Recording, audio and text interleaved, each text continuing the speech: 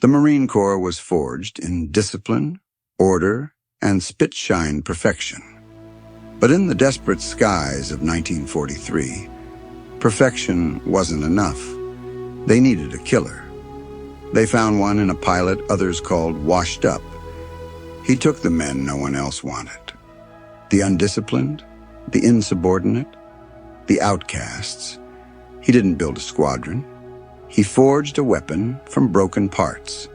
They were the black sheep.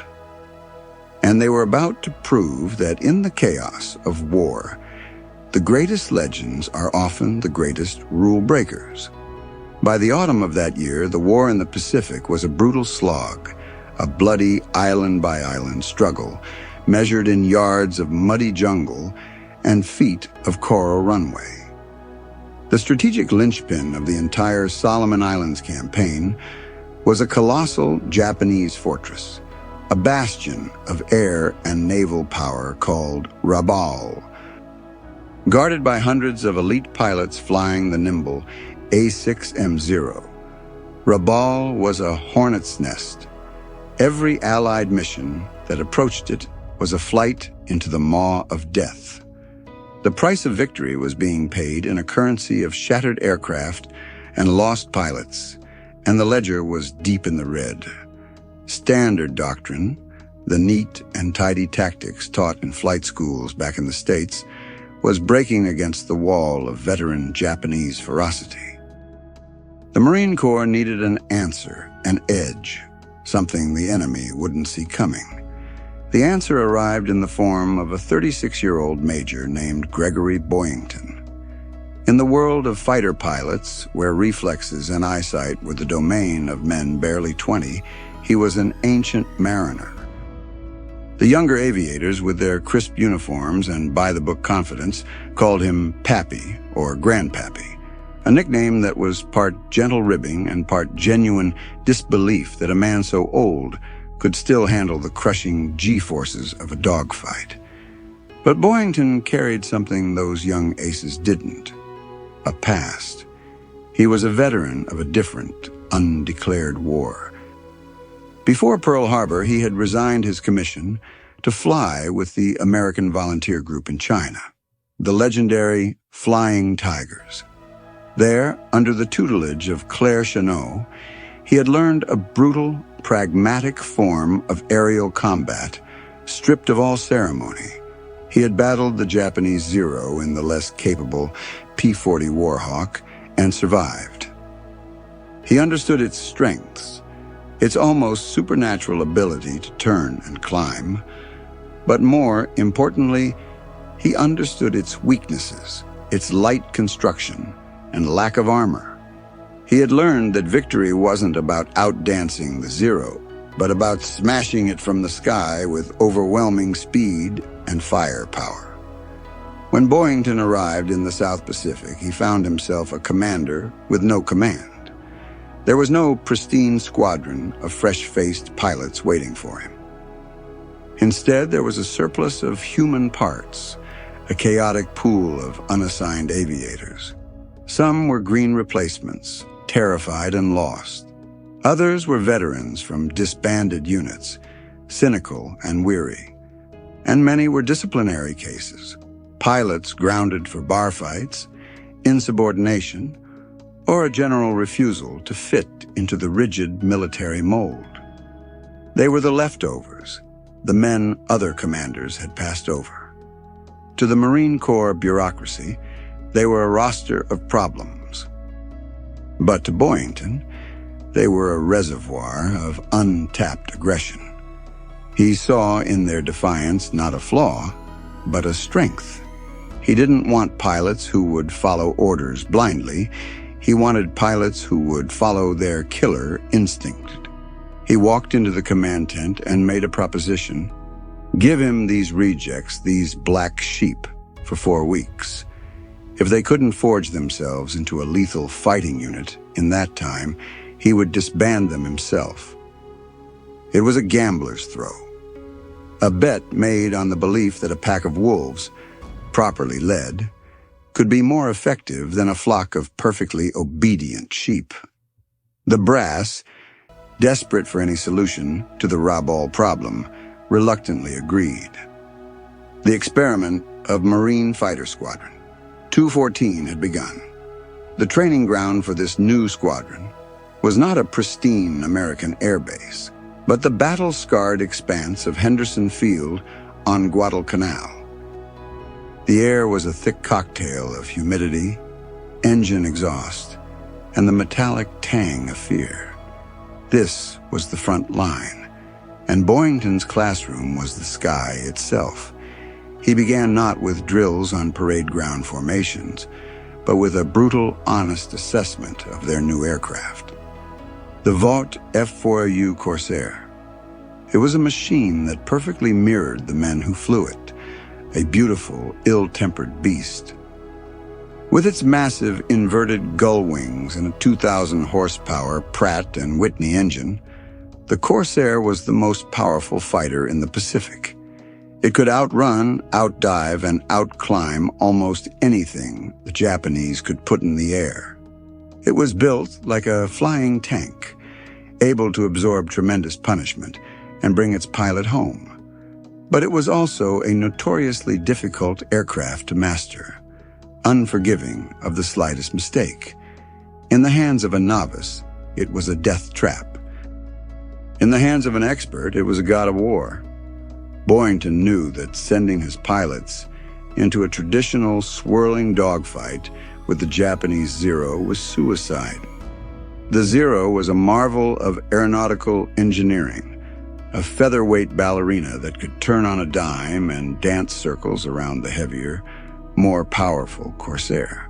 To fight the Zero on its own terms was to lose. So Boyington threw out the rulebook. He gathered his pilots under the shade of a Corsair's wing and preached a new gospel of aerial combat, one born from his own hard-won experience in the skies over China. The core principle was simple and ruthless. Never, ever play the enemy's game. He drilled into them a tactic that would become their signature, the high-side gun pass. It was a doctrine of pure, predatory aggression that leveraged every single advantage the Corsair possessed. The plan was to use their superior engine to climb high above the enemy formations, sometimes thousands of feet higher, hiding in the glare of the sun or the cover of the clouds. From this position of vertical dominance, the black sheep would become hunters. They would pick their targets, roll their Corsairs over, and plummet downwards in a screaming, near-vertical dive. The Corsair, heavy and aerodynamically clean, would build up breathtaking speed, well over 400 miles per hour. For a few terrifying seconds, they were a thunderbolt, an unstoppable force. The Zero pilot below wouldn't even know what was happening until the sky around him was ripped apart by the Corsair's 650 caliber machine guns, a torrent of lead that could shred a fragile Zero in less than a second. After that single, devastating pass, the crucial part of Boyington's lesson kicked in. Get out. He forbade his pilots from lingering to engage in a turning fight. Instead, they were to use the immense energy from their dive to zoom back up into the safety of high altitude, reset, and become the hunter once more. It was a cold, efficient, and lethal methodology. It wasn't about chivalry or the romance of the dogfight. It was about extermination. It was a style of fighting perfectly suited to the aggressive, nonconformist personalities he had so carefully selected. He was teaching them to be wolves, not duelists. In September of 1943, the time for training was over. The black sheep were unleashed. Their first combat patrols were tentative probes into enemy airspace, designed to test the waters and their own nerve. The pilots, a volatile mix of anxiety and adrenaline, flew with their eyes scanning the blinding Pacific sun, their hands slick with sweat on the controls. Then it happened. A lookout's call crackled over the radio. "Bandits, 10 o'clock high." The Japanese Zeros appeared as tiny black specks, graceful and confident, beginning their slow, deliberate combat orbit. For the young pilots, this was the moment of truth. For Boyington, it was a return to a familiar, deadly dance. His voice, calm and steady, cut through the static, a reassuring anchor in the chaos. He wasn't just directing traffic, he was orchestrating a symphony of destruction. "All right, you guys know the drill. Take 'em high, pick your shot, and get the hell out." The Black Sheep followed their leader's command. Corsairs nosed over, engines screaming as they plunged from the heavens. The textbook theories of Guadalcanal became the brutal reality of combat over the Solomon Islands. The sky, a moment before a vast blue emptiness, was now a three-dimensional chessboard of life and death. The Highside Pass worked with terrifying efficiency. The Zeros, masters of the horizontal fight, were completely unprepared for this vertical assault. They were swatted from the sky before their pilots could even react, their lightweight frames disintegrating under the overwhelming firepower of the 50 caliber guns. The Black Sheep would dive, kill, and then use their Corsair's immense power to claw back to altitude, leaving the remaining Japanese pilots in a state of bewildered rage. In these first few weeks, a profound transformation occurred. The fear in the cockpit was replaced by a cold, predatory confidence. The misfits and rejects discovered they were not just good, they were naturals at this particular brand of aerial warfare. Boyington had not just given them tactics, he had given them an identity. On the ground, they were every bit the undisciplined rabble their reputation suggested. They lived in squalor, flouted regulations, and turned their makeshift camps into scenes of near-constant, alcohol-fueled chaos.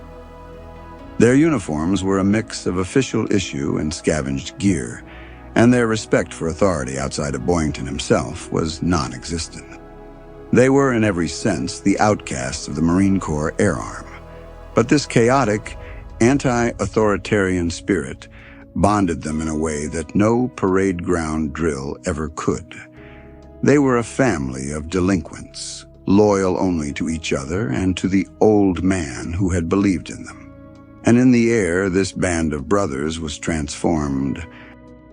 The moment they strapped into their Corsairs, the chaos vanished, replaced by a singular, lethal focus. They flew with a coordinated ferocity that terrified their adversaries. Within their first tour of duty, the squadron racked up an astonishing number of kills, establishing a kill-to-loss ratio that bordered on the unbelievable. The name Black Sheep began to be whispered with a mixture of awe and fear, not just in Allied mess halls, but over the radios of the Japanese themselves. The experiment was a resounding success. Pappy Boyington's gamble on broken men had not just created a squadron, it had unleashed a legend. While the squadron as a whole was becoming a terror of the skies, Boyington himself was re-establishing his own personal legend. The 36-year-old pilot flew with a ferocity that left even his youngest, most aggressive wingmen breathless. He was always at the tip of the spear, the first to dive into a Japanese formation, his radio calls a running commentary of calm, tactical direction and savage glee. His eyesight was uncanny, his reflexes honed by years of combat, and his understanding of aerial geometry was instinctive, almost supernatural. He didn't just fly the Corsair, he was an extension of it, pushing the powerful machine to the absolute limits of its performance envelope. For Boyington, this wasn't just a job, it was a deeply personal crusade. Every kill was a validation, a silent rebuke to the commanders who had written him off, to the younger pilots who had snickered at his age. He was fighting two wars, one against the Japanese Empire and another against the specter of his own obsolescence. The American public, hungry for heroes in the grim attrition of the Pacific War, was captivated by the emerging story of VMF 214. War correspondents flocked to the Solomon Islands, eager to capture the tale of the hard-drinking, unconventional Major and his squadron of misfits who were humiliating the enemy.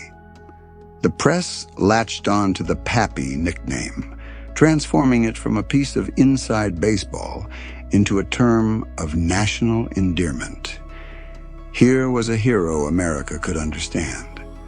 Not a polished, perfect officer, but a grizzled, older warrior, a father figure leading his wild sons into battle. The stories they sent back were a potent mix of fact and romantic fiction, painting a picture of a real-life swashbuckler. They wrote about his unorthodox leadership, his disdain for red tape, and most of all, his ever-climbing tally of aerial victories. In the background of this rising fame was another, quieter drama. Boyington was keenly aware of the record for American aces, held by the World War I legend, Captain Eddie Rickenbacker, who had shot down 26 enemy aircraft.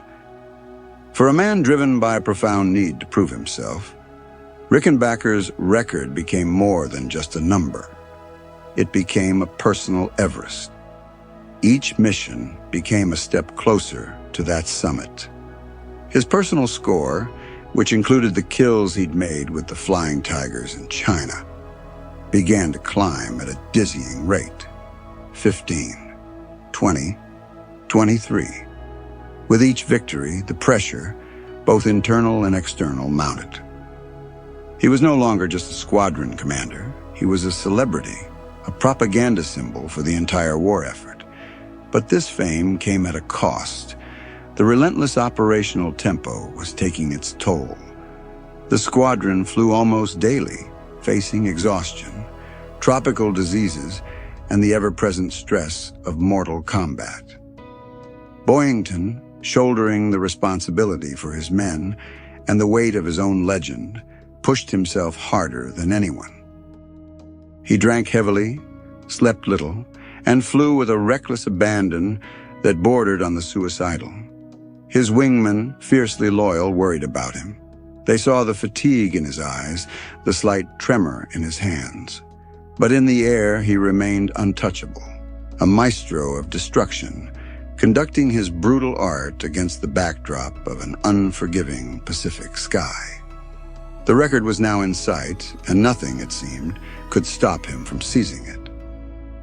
The stage was being set for a final, fateful mission that would cement his name in history. The 3rd of January, 1944, dawned with a heavy, ominous stillness over the Solomon Islands. For Major Gregory Boyington, this was the day. His official tally of kills stood at 25, just one shy of tying Eddie Rickenbacker's legendary record. The target for the day's mission was the most formidable objective imaginable: a massive fighter sweep over the fortress of Rabaul itself. This was not just another sortie. It was a deliberate plunge into the heart of Japanese air power in the Pacific. Rabaul was defended by a seemingly inexhaustible swarm of veteran pilots and a blanket of anti-aircraft fire so thick that pilots joked you could walk across the sky on the flak. To fly into Rabaul was to knowingly accept the worst odds in the war. For Boyington, there could be no other place to claim his record. It had to be done against the best, in the most dangerous piece of sky on the planet. As the 48 planes of the fighter sweep, a combined force of Corsairs and other fighters, warmed up their engines in the pre-dawn gloom, the atmosphere was thick with a palpable tension. The pilots went through their pre-flight checks with a grim, focused professionalism, but beneath the surface, a current of anxiety ran deep. They all knew what this mission meant, both for the war effort and for their commander. Boyington, for his part, projected an aura of casual confidence, joking with the ground crews and his wingman, Captain George Ashman. But those who knew him best could see the strain. He was running on fumes, a volatile cocktail of adrenaline, exhaustion, and whiskey. This mission was the culmination of everything he had worked for, the final act of a drama he had been writing in the sky for months. As he climbed into the cockpit of his Corsair, number 86, he was not just a pilot. He was a man chasing his own ghost, a legend racing towards his own destiny. The flight to Rabaul was long and eerily quiet. The armada of American fighters flew in a vast, stepped formation, cruising through the immense Pacific sky. Then the call came. "Bogies! Angels 20!" High above them, the Japanese were waiting. The sky, which had been a serene blue canvas, was suddenly filled with over 70 enemy aircraft. The battle was joined with an explosive, shocking violence. It was not a series of individual duels, but a chaotic, swirling vortex of machines and tracers, a three-dimensional knife fight involving more than 120 aircraft. Boyington, true to form, plunged directly into the thickest part of the melee. The carefully practiced tactics of the high-side pass dissolved in the face of such overwhelming numbers. It was a fight for survival, a desperate scramble where instinct and luck were more valuable than any textbook maneuver. In the heart of this chaos, Boyington's voice on the radio remained a point of clarity, calling out targets, warning his wingmen, and fighting his own private war. He spotted a zero on the tail of another Corsair, rolled in, and with a short, precise burst of his 50 caliber guns, sent the enemy plane spiraling into the sea in a plume of fire and smoke. That was it. Number 26. He had tied the record. In a normal engagement, achieving the record would have been the signal to disengage, to use the Corsair's speed to break away and return to the safety of high altitude. But this was not a normal engagement, and Gregory Boyington was not a normal pilot. The fight over Rabaul was still a raging inferno, and his men were in the thick of it. He was their commander, their Pappy, and leaving them behind was not an option. He scanned the swirling dogfight and saw that the battle was beginning to break apart into smaller, desperate skirmishes. He had become separated from his wingman, George Ashman, a critical and dangerous situation in any multi-plane engagement. Alone, even in a Corsair, a pilot was vulnerable. Ignoring the impulse for self-preservation, Boyington banked his aircraft hard, searching the chaos for a friendly wing to join. It was then that he made a fatal decision, one born of the aggressive instinct he had so carefully nurtured in his squadron. He spotted a group of Zeros diving on a formation of American planes below him. Instead of climbing away, he pushed the nose of his Corsair down and plunged back into the fight. He was immediately swarmed. Perhaps as many as 20 Japanese fighters, recognizing the lone Corsair as a high-value target, converged on him simultaneously. The sky around him became a web of tracer fire.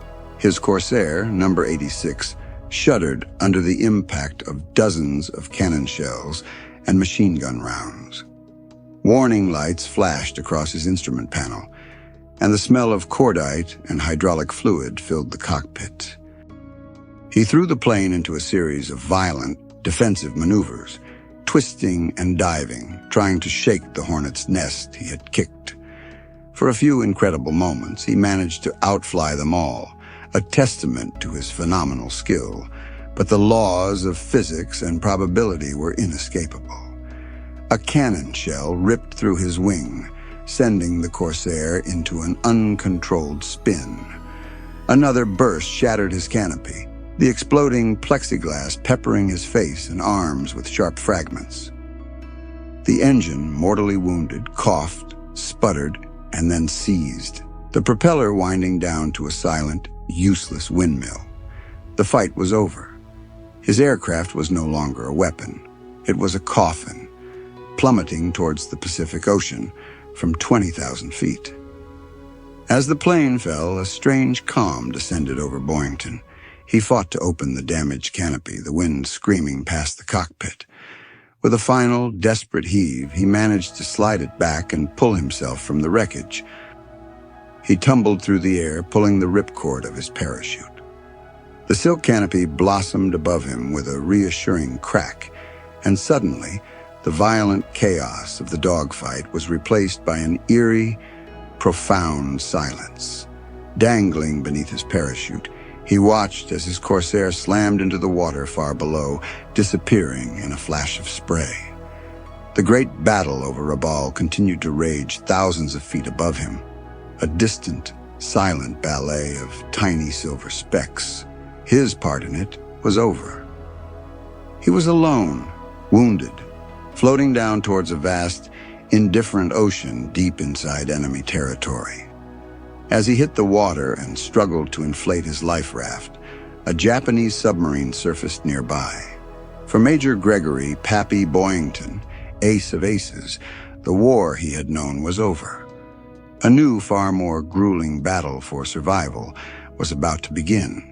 He was officially listed as missing in action, and for the men of VMF 214, and for the nation that had made him a hero, he was presumed dead.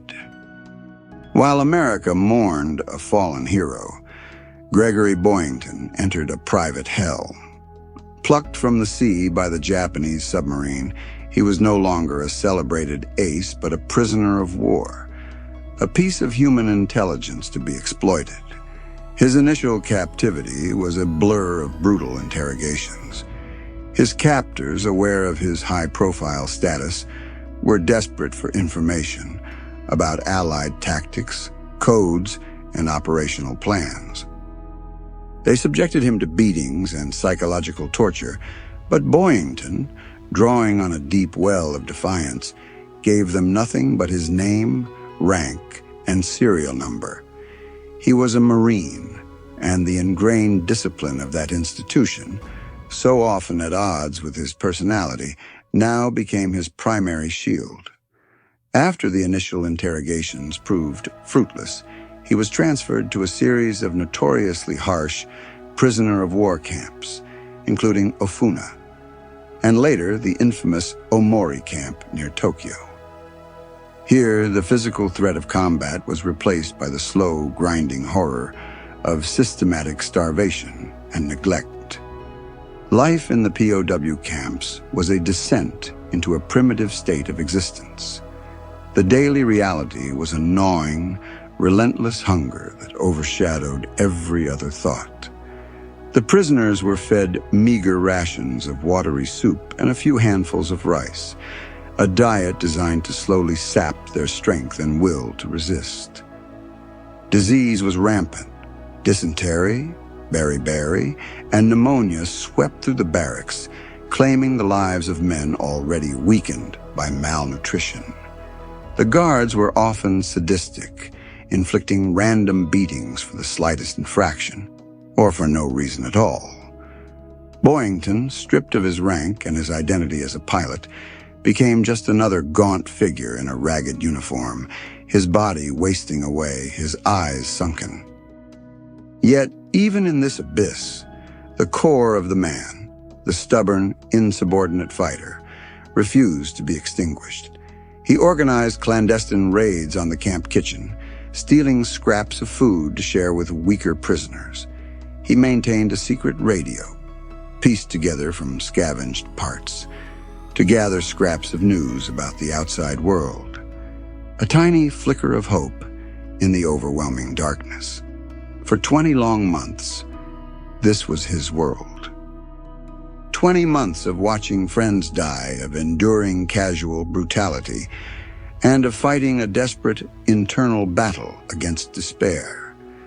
The man who had been the master of a three-dimensional battle space, commanding the most powerful aircraft of his day, was now confined to a few square feet of squalid earth, his world shrunk to the diameter of a rice bowl.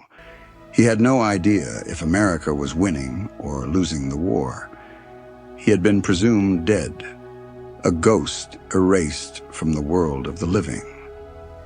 Back home, The wheels of recognition had turned in his absence. Based on the reports of his final mission, where his wingman had confirmed his last kill, President Roosevelt had posthumously awarded him the nation's highest decoration for valor, the Medal of Honor. The medal was presented to the Marine Corps, a solemn tribute to a hero who had made the ultimate sacrifice. No one knew that the hero was still alive, enduring a slow-motion crucifixion in a Japanese prison camp, clinging to survival by the thinnest of threads. The legend of Pappy Boyington had been frozen in time on January 3rd, 1944. The man himself was trapped in a seemingly endless nightmare. In August of 1945, the world changed in a flash of atomic light. For the skeletal prisoners of Omori, the first sign that their ordeal might be ending was not a grand announcement, but a subtle shift in the atmosphere of the camp. The guards, who had been so arrogant and cruel, suddenly became nervous and withdrawn. The daily beatings ceased. Then came the rumors, whispered from prisoner to prisoner, carried on the forbidden airwaves of their secret radio. A new, terrible weapon had been used. The war was over. The disbelief was overwhelming, a fragile hope that no one dared to fully embrace for fear it was just another cruel mirage. Then, one morning, the sky over Tokyo Bay filled with the drone of American aircraft. Not in ones or twos, but in a vast, unending stream. B-29 bombers flew low and unopposed over the camp, and from their open bomb bays they dropped not explosives, but crates of food, medicine, and cigarettes attached to brightly colored parachutes. It was a feast from the heavens, a tangible sign that liberation was at hand. On the 29th of August, American naval vessels steamed into the bay. Marines, healthy and well-fed in their crisp uniforms, stormed the camp, not as invaders, but as liberators. For the prisoners, it was a moment of profound, almost unbearable emotion. Many were too weak to stand, weeping openly at the sight of the American flag. Among the gaunt, skeletal figures who stumbled out into the sunlight to greet their rescuers was Gregory Boyington. He was emaciated, his weight having dropped by more than 80 pounds. His body was a roadmap of his captivity, marked by the scars of beatings and the lingering effects of malnutrition. But his eyes, though sunken, still held a spark of the old defiance.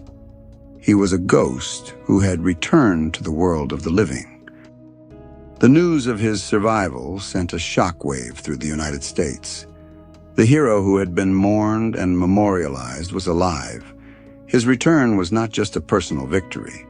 It was a powerful national symbol of resilience and indomitability.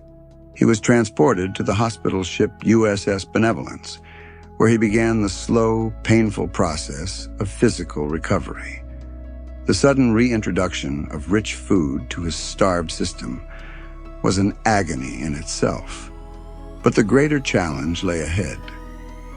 He was flown back to the United States, not as an anonymous officer, but as a returning celebrity. He stepped off the plane into a whirlwind of press conferences, parades, and public appearances. He was the prodigal son, the warrior returned from the grave.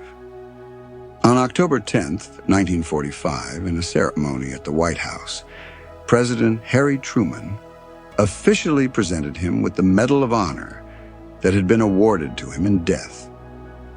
The citation celebrated his extraordinary heroism and indomitable fighting spirit. For the American public, it was the perfect final chapter to a remarkable story. The old man pilot, the leader of the Black Sheep, the record-tying ace who had defied death and survived the horrors of a POW camp to come home a hero. The legend of Pappy Boyington was now complete, enshrined in the pantheon of America's greatest military figures. But for the man at the center of the storm, the war was far from over. The physical cages of Omori had been opened, but the psychological ones were to prove far more difficult to escape. The adulation of a grateful nation was a powerful but fleeting anesthetic. Once the parades ended and the newspaper headlines faded, Gregory Boyington was left to confront the silent, invisible wounds of his experience. The transition from the absolute certainty of combat and the stark survival of a POW camp to the ambiguities of civilian life was a jarring, disorienting ordeal. In the sky over Rabaul, his purpose had been crystal clear: kill or be killed. In the confines of Omori, it had been equally simple: endure. Now, in a world at peace, he found himself adrift, a warrior without a war. The very qualities that had made him a superlative fighter pilot, his aggression, his impulsiveness, his deep-seated defiance of authority, were ill-suited to the quiet rhythms of peacetime. He was a man built for the storm, and he was lost in the calm. The psychological toll of his 20 months in captivity was immense. The constant threat of death, the starvation, and the brutality he had witnessed and endured had left deep, indelible scars. He suffered from nightmares that plunged him back into the filth and despair of the prison camp. During the day, he was haunted by intrusive memories and a pervasive sense of anxiety he couldn't shake. This condition, which we now recognize as post-traumatic stress disorder, was poorly understood in the 1940s. Soldiers were expected to be stoic, to bury their trauma and simply get on with it. There were no support groups, no therapeutic resources. Boyington was left to fight this new internal war on his own. He turned to the one constant companion that had been with him throughout his adult life: alcohol. What had once been the fuel for a brawling, rebellious persona now became a desperate form of self-medication, a way to numb the pain and quiet the ghosts. His post-war life became a chaotic cycle of brief triumphs and prolonged struggles. He tried his hand at various jobs, selling insurance, refereeing wrestling matches, but his restless spirit and growing alcoholism made it impossible for him to hold any of them for long. His personal relationships frayed, and he cycled through a series of tumultuous marriages. The public persona of Pappy Boyington, the swashbuckling hero, stood in stark, tragic contrast to the private reality of Greg Boyington, the haunted man battling his own demons. He was a living legend who felt like a failure, a national hero who was often broke and estranged from his family. For decades, he wrestled with this profound disconnect, a man forever trying to reconcile the celebrated myth with the flawed and hurting human being. The war had given him fame and a place in history, but it had also taken a part of him that he would spend the rest of his life trying and failing to recover. The final enemy he faced was not in the cockpit of a Zero, but in the mirror. In the final decades of his life, Gregory Boyington found a fragile peace, not by conquering his demons, but by learning to honestly confront them. He channeled his turbulent experiences into a best-selling autobiography, Black Sheep, a raw and unflinchingly honest account of his life. The book did not shy away from the ugliness of war, the horrors of captivity, or his own lifelong battle with alcoholism. It was a demythologizing of his own legend, a humanizing portrait of a hero grappling with his own profound flaws. The book's success led to a popular television series in the 1970s, which, while heavily fictionalized, introduced the story of the Black Sheep Squadron to a new generation and cemented Boyington's place in popular culture. He became a fixture at air shows and military reunions, a living link to a pivotal moment in history.